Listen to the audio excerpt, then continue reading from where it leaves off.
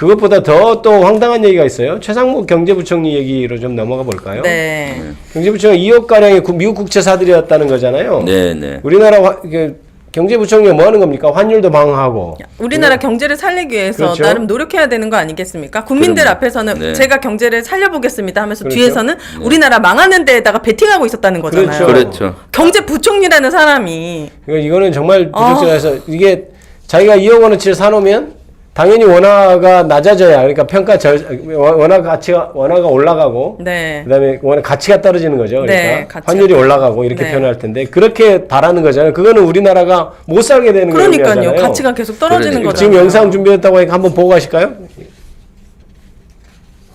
정부 공직자윤리위원회가 공개한 고위공직자 재산 내역입니다.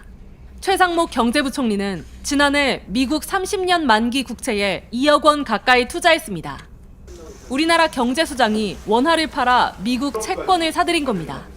투자 시점은 정확히 알려지지 않았습니다.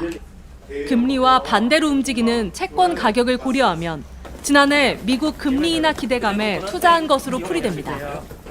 다만 환율을 방어해야 하는 경제부총리로서 미국채를 보유하는 것 자체가 부적절한 것 아니냐는 지적이 나옵니다.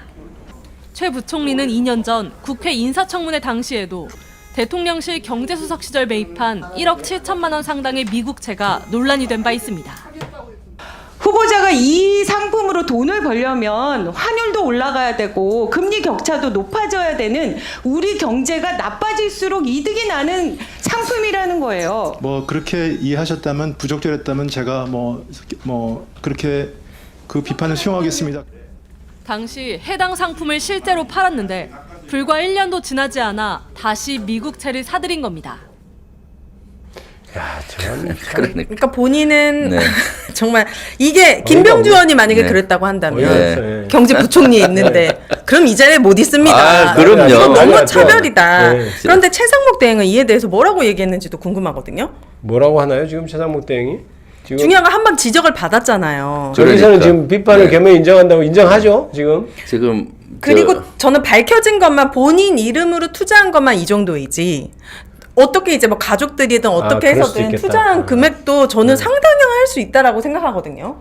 저기에는 문제점이 몇 가지 있는데 사실 전 세 가지 문제점이라고 봐요. 네. 청문회 때 이미 지적을 받았잖아요. 받았잖아요. 네. 그러면은 그때 아픈 부분이 있으니까 다시는 그러지 않아야 되는 아까 거고. 그랬잖아요. 부적절했다면 제가 그 비판을 수용하겠습니다. 이렇게 얘기를 했지 않습니까? 부적절했다면 하지만 부적절한 하죠. 걸 인정한 네, 거죠. 부적절하죠. 그래서 네. 수용한다고 했는데 또 정신 못 차리고 한 거고 경제부총리면 우리 경제 사령탑인데 경제가 잘 되도록 노력해야 되는데 네. 앞으로 잘 안 될 것에 배팅을 해서 미국의 본인이 이익을 국채를 본 거죠. 탔다. 네. 특히 그건- 한국 경제가 안 네. 좋아지는 것에 그 배팅을 한 수가 있을까요?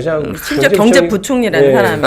그리고 오늘 전현희 최고위원이 문제 제기를 한 것이 국민권익위원장 하신 분이었는데 실제 이것은 이해 충돌에도 문제가 그렇죠. 있다. 네. 만약에 이러한 상품을 자기가 샀다면은 그 직책을 내려놔야 된다. 네. 그렇잖아요.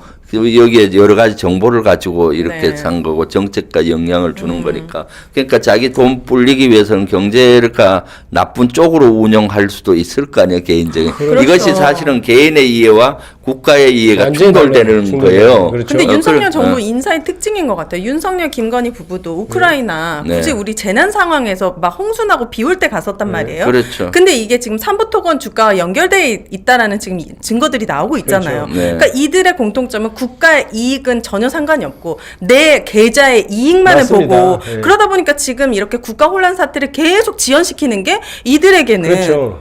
너무 그냥 편안할 수도 있겠다는 네. 생각이 들어서 너무 화가 나요. 오히려 이렇게 이런 상황 놔두고 지금 계속 환율 환율이 오늘 안 좋고 최고치 찍었잖아요, 환율 찍었잖아요. 지금. 그럼 지금 최상목 거의 부총리는 너무 좋은 거예요. 환율이 좋아지잖아요. 환율이 네. 올라가니까. 네, 본인들이 이익이겠죠. 그러면 저게 그러니까 지금 윤석열 당연히 생각되는 윤석열의 탄핵도 자기 개인적인 욕심을 때문에 지금 늦어지고 있는 거 아닌가 이런 의심까지 그럼요.